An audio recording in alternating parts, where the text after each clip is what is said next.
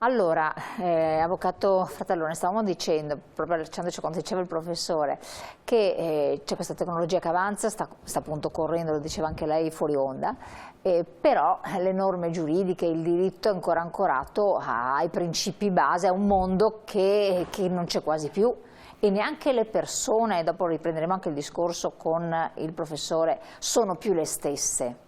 Quando parliamo di minori, i minori non sono più i minori di una volta, per cui c'è la componente che sono piccoli, sono giovani, sono a volte ingenui, ma lavorano, si muovono in un ambito molto pericoloso, troppo per la loro età, dove dietro ci sono soggetti estremamente pericolosi. Allora, non so cosa ne pensi il professor San Micheli a riguardo, ma la minore età attualmente fissata non più a 21, ma ormai da molti anni a 18, è surclassata dagli eventi. Gli eventi che portano ragazzi e ragazzine a occuparsi di fatti che qualche anno fa erano impensabili, quindi sono molto più sviluppati perché molto più informati sulle tecnologie, meno sugli effetti, le conseguenze perniciose che ci possono essere quando vengono adoperate per scopi malevoli e per gli effetti spesso disastrosi che si possono provocare.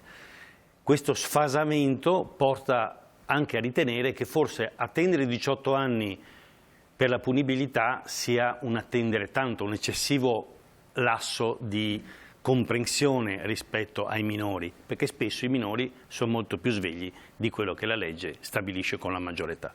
Ecco, il punto però, su questo gli esperti faranno le dovute considerazioni. Esatto, io mi limito a considerare questo. Quando è stata introdotta una norma che è l'articolo 600 quater 1, questo è proprio l'articolo un po' particolare, anche la rubrica, sulla pornografia minorile virtuale, è stato stabilito espressamente che anche realizzare con animazioni o con qualsiasi tecnologia dei contenuti, dei video che riguardino situazioni sessualmente esplicite di minori, si è puniti e francamente si è puniti parecchio. Parecchio vuol dire? Parecchio, parecchi anni. Però il punto è, salvo che sia lo stesso ragazzo, la stessa persona che ha prodotto quel materiale. Questo dal punto di vista giurisprudenziale è bene che ce lo diciamo. Cioè cosa vuol dire? È che non devo averlo autoprodotto, perché se io metto il telefonino e mi faccio un selfie di immagine o di video e lo diffondo, non sono punibile. Anche se sono e questo è già un primo buco, diciamo una lacuna della normativa, perché il problema esiste, viceversa. Ecco. Altro è che qualcuno lo riceva e lo usi per ricattare, certo, ovviamente.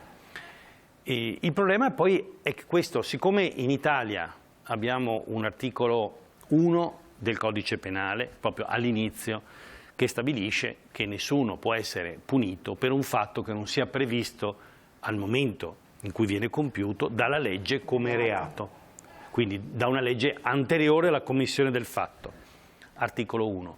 E poi c'è l'articolo 25 della Costituzione che stabilisce, Costituzione scritto anche su questo punto molto bene, con linguaggio chiaro, sostanzialmente il divieto di analogia in malam partem, cioè a sfavore dell'imputato, dell'indagato, nel diritto penale.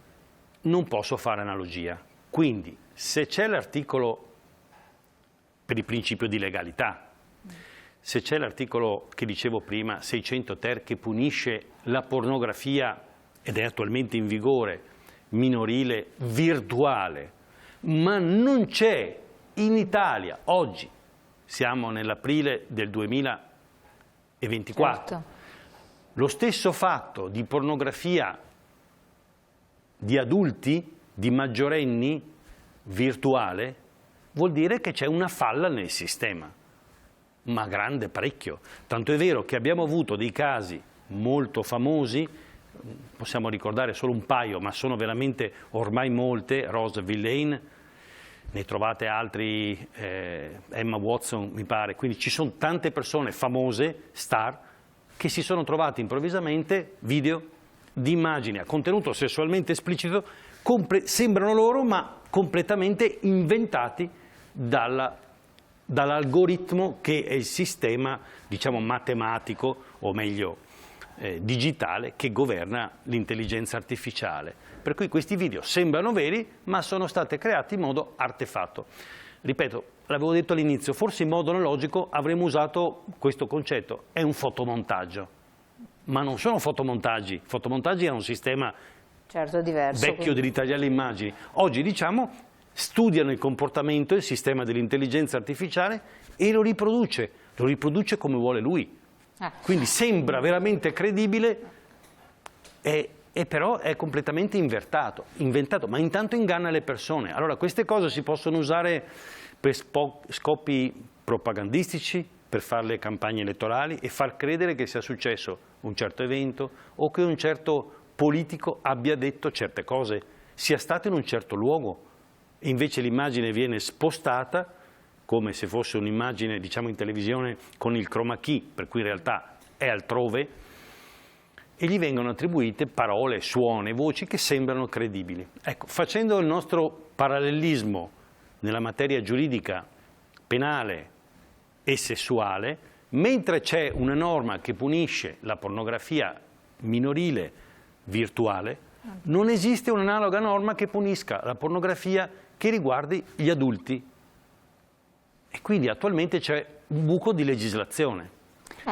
Allora io posso riferire, perché ho solo questa informazione, e credetemi, da cultore della materia, perché me ne occupo, l'ho anche cercato di recente, in questo momento c'è una bozza di disegno di legge del governo Meloni, ma è ancora una bozza, non è disponibile nemmeno in rete, quindi attualmente non si sanno esattamente i contenuti, se non che si viene puniti, secondo questo disegno, quindi aspramente, si realizzano in tutte i parti contenuti di immagini sessualmente esplicite di persone anche adulte, a scopo però di realizzare un profitto. In questo caso è aggiunto quello che noi chiamiamo il dolo specifico, cioè oltre alla consapevolezza del proprio comportamento, una finalità che il reo deve aver avuto di mira e che di fronte a un tribunale un domani il pubblico ministero, la parte civile, quindi il difensore della vittima, devono fare in modo che risulti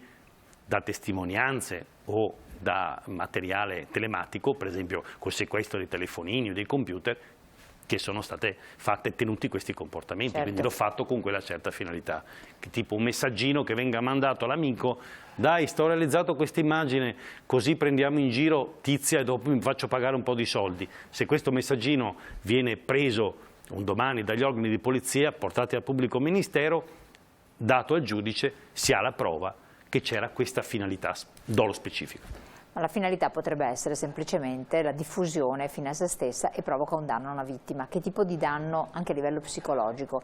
E sono soltanto persone più fragili, o io direi chiunque, a prescindere che poi l'immagine possa essere vera però viene divulgata senza il proprio consenso, oppure un'immagine creata con l'intelligenza artificiale, professore? Beh, anche qui bisogna distinguere, nel senso che quando si parla danni di conseguenza di un reato possono essere danni patrimoniali qualora la persona abbia un ruolo pubblico o abbia avuto delle perdite perché non viene chiamato più in televisione, eccetera, eccetera. Altro è il danno non patrimoniale, ossia il danno alla persona, ossia quanto la persona si sia in qualche modo compromessa, a volte anche sgretolata da questa diffusione della propria immagine per il mondo. In questo caso ovviamente va valutato, lei ha detto bene la parola fragile, ci possono essere persone robuste psicologicamente che anche di fronte a questa diffusione di immagine in qualche modo, perdone la battuta, tengono botta, nel senso che riescono a mantenere un loro equilibrio dicendo vabbè chi se ne frega, e altre persone invece più fragili, più deboli, che a fronte di questa compromissione della propria immagine nel mondo letteralmente si sgretolano, arrivando anche a volte a gesti estremi. Ecco. Quindi le conseguenze possono, innanzitutto bisogna distinguere le conseguenze patrimoniali da quelle non patrimoniali, e parlando di quelle non patrimoniali vanno visto caso per caso, possono anche essere molto gravi. Assolutamente. Nel caso dei minori invece, con diffusione di queste immagini, cioè, a parte a prescindere da quello che vede la legge, cioè, però psicologicamente come destabilizzazione e ripercussioni anche nel lungo periodo? Diciamo che è un po' il tema che riguarda in generale dal punto di vista tecnico il danno alla persona minore, che è caratterizzata da essere una persona in costruzione. Quindi essendo un danno che si produce in una psiche in costruzione, può avere delle proiezioni future che per la persona adulta non ha. Quindi anche lì va capito, va compreso, va approfondito, ma ciò che lo rende specifico è colpire un soggetto in via di costruzione. Che è ancora la cosa più grave. Che è la cosa più grave e che quindi potrebbe avere ripercussioni magari anche a lungo termine che lì per lì non si possono vedere. A quel punto quanto il sistema fa per questa persona che ha ricevuto questi minori? Magari ci sono persone che ci stanno ascoltando che hanno avuto situazioni anche banalissime però di coinvolgimento dei propri figli in forme di cyberbullismo, insomma ci sono tante situazioni che non vengono neanche raccontate proprio perché restano nell'ambito della famiglia, ma quanto il sistema fa per tutelare queste vittime giovani e quanto dovrebbe fare la famiglia per dare un adeguato sostegno anche a queste personalità che potrebbero, come diceva lei, risentirne un domani. Diciamo, dopo chiedo cosa fa la legge. Sì, no, diciamo che lì, come dire, si può parlare di un sostegno preventivo per evitare che le cose succedano, è quello che può fare la famiglia, e c'è un invece sostegno successivo, così dire, a frittata fatta, dove la famiglia, credo che l'unica cosa che può farsi è attivarsi innanzitutto per far cessare i comportamenti ed eventualmente anche per ottenere un danno che anche, è anche in qualche modo riparatorio di quello che è successo. Ecco, non c'è nulla di male che uno possa ottenere una somma di denaro, che possa, non so, il figlio cresce, ha una somma di denaro che gli può servire per studiare, che è stata frutto di un risarcimento di qualcosa di ingiustamente patito. Ma è necessario un supporto psicologico? Sarebbe importante dare un supporto psicologico?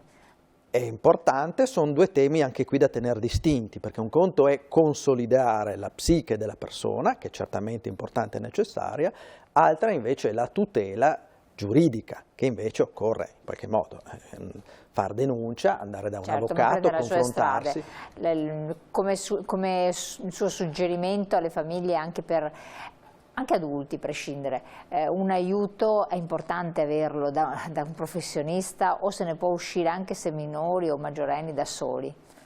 Ma l'aiuto certamente... C'è un danno effettivo? Assolutamente. Allora, anche qui bisogna capire che cos'è successo, perché non bisogna neanche cadere in un'eccessiva medicalizzazione di questi poveri ragazzi che li si manda dallo psicologo ogni volta che starnutiscano. Quindi bisogna capire cosa è successo, e quindi stiamo sul pezzo di parlare se è successo un reato, se il minore ha ipoteticamente patito un reato. Io credo che in questo tipo di casi la prima telefonata che va fatta è un avvocato per confrontarsi, dopodiché si capisce cosa è successo, si dipana la questione e può anche essere necessario, opportuno, un supporto, ma diciamo teniamo distinto quello che riguarda il processo, quindi l'eventuale essere vittima con reati, con invece il supporto alla crescita di un ragazzo. Non so se mi sono Certo, è chiaro.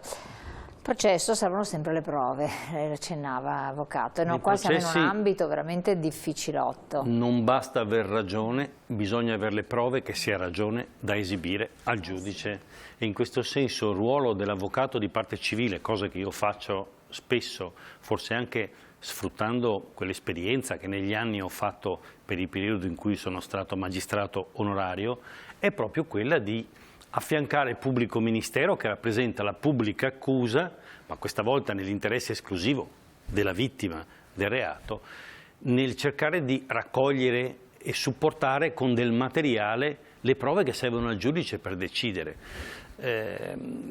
A me vengono in mente 3 casi recenti dal punto di vista telematico che forse qualcuno dei telespettatori o forse anche voi qui presenti in studio potete conoscere.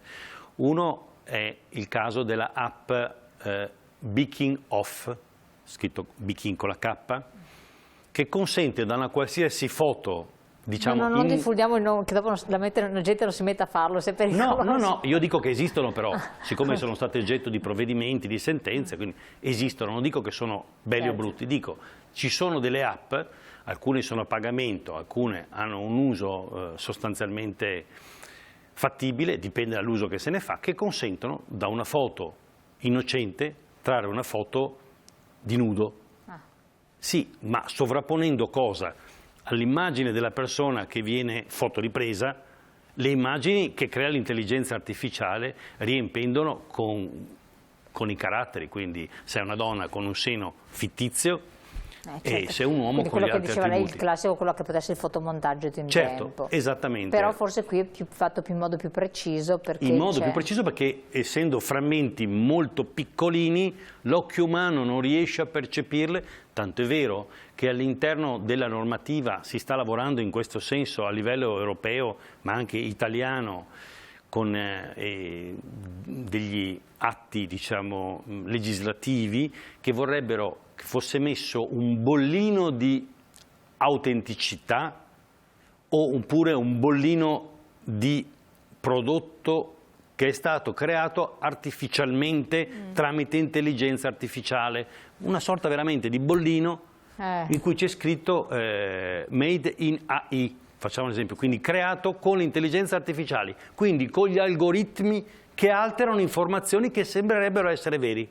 Quindi uno vede il bollino made in AI piuttosto che made in Italy, visto che noi siamo abituati a questo tipo di timbratura per riconoscere se un prodotto è una mozzarella originale o non lo è, ad esempio, e però sarebbe importante che ci fosse questo bollino, che diventasse una legge dello Stato, perché io vedo un'immagine, vedo un filmato, quindi non prendetemi in giro facendomi credere che sia quello originale, consentitemi sin di primo acchito, appena lo vedo, di cogliere che è un falso. Certo. Poi le mie valutazioni le faccio, dirò anche bravi, l'avete girato bene, oppure non dovevate fare questa cosa, però mettete il bollino. Questo lo dovrebbe stabilire una legislazione, deve essere approvata e deve entrare in vigore.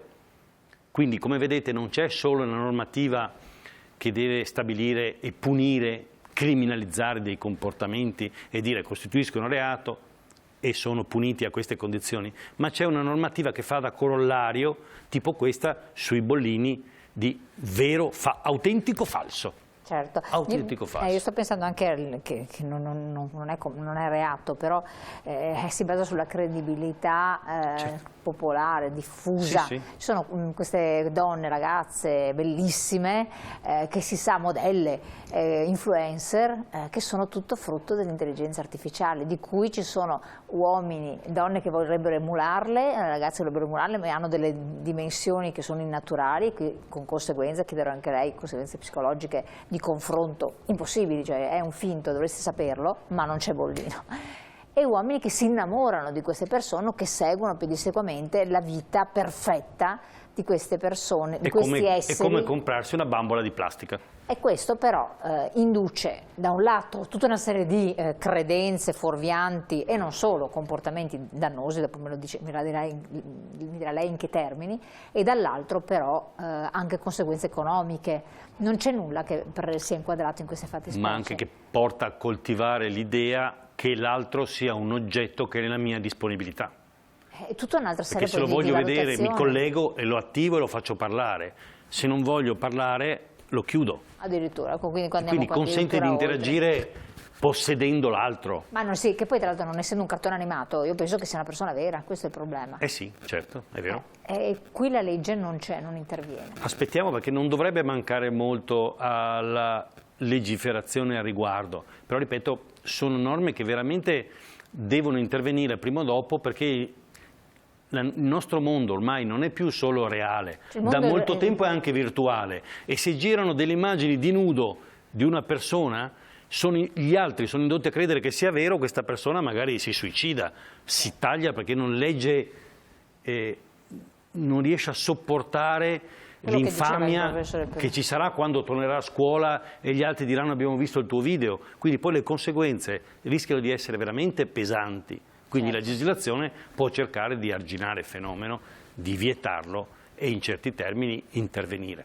Professore, Allora, che conseguenze nelle persone dell'esistenza di questa intelligenza artificiale che crea vite, individui che non esistono, che però hanno dei modelli di vita irraggiungibili, non veri, hanno delle forme corporee innaturali, scattano però dei meccanismi terrificanti nelle menti delle persone. Sì, diciamo, il discorso sarebbe lungo, nel senso che per capire i fenomeni bisogna, come dire, procedere ad uno zoom in piccolo e in grande. Nel 1970, intorno agli anni 70, un sociologo americano aveva scritto un libro che si intitolava La società del narcisismo, dove le persone si identificano con la rappresentazione che gli altri hanno di loro, prima di Internet. Quindi certo, che la nostra società stesse andando in quella direzione è successo prima di Internet. Certamente Internet ha creato un supporto tecnologico, materiale a questa tendenza sociale fortissimo. Quindi questo cortocircuito tra tendenza della società in quella direzione e supporto materiale è chiaro che è come dire a una persona che ha voglia di fare una rapina che si trova certo, un fucile appoggiato sul tavolo. Questa cosa anche qui sarebbe un discorso molto lungo, ma precede forse. Certo, bisogna quindi stare tanto attenti. Moltissimo, la sintesi è questa. La sintesi è questa. E poi di tutto trovare elementi di prova, avvocato, vero? Perché altrimenti... Sì. Diciamo che, ripeto, il ruolo del difensore della vittima, della persona offesa, è quello di supportare la persona che ha subito un reato nel raccogliere il materiale e poterlo offrire, diremmo, su un vassoio d'argento, al magistrato, che poi prima il pubblico ministero e poi il magistrato giudicante, quindi certo, che ha un ruolo terzo rispetto a chi fa l'accusa e la difesa, affinché possa decidere serenamente e dire sì, ho le prove perché mi risulta da un insieme di elementi certo, che c'è una responsabilità penale, che questo reato è stato commesso in un certo luogo e in un certo tempo, con una certa volontà di commettere reato, quindi non c'era casualità. Certo, c'è l'elemento del dolo. Ci sono stati tutti gli elementi che servono per la punibilità, non c'erano cause di giustificazione, e quindi il giudice fa tutto questo tipo di valutazioni prima di stabilire che c'è una responsabilità penale e quindi che deve andare verso una decisione di colpevolezza e poi di stabilire quanto deve essere tra un minimo e un massimo quella pena. Esatto. Allora, il tempo è volato. Io ringrazio il dottor Luca Sanmicheli, psicologo forense, grazie di essere stato qui con noi, di averci supportato una comprensione di questo, grazie avvocato Salvatore Fratallone, penalista, perché ci ha illustrato altre tematiche, altri risvolti tematiche che esistono, bisogna in qualche modo conoscere, sono difficili, voi ci lavorate già e quindi speriamo certo, che poi la legge qualcosa succeda, che intervenga. È sempre un piacere confrontarsi. Grazie. Allora io, cari telespettatori, vi lascio intanto alla pubblicità, noi ci rivediamo, lasciamo i nostri ospiti, li ringraziamo ancora e ci rivediamo dopo per continuare le nostre interviste. Grazie.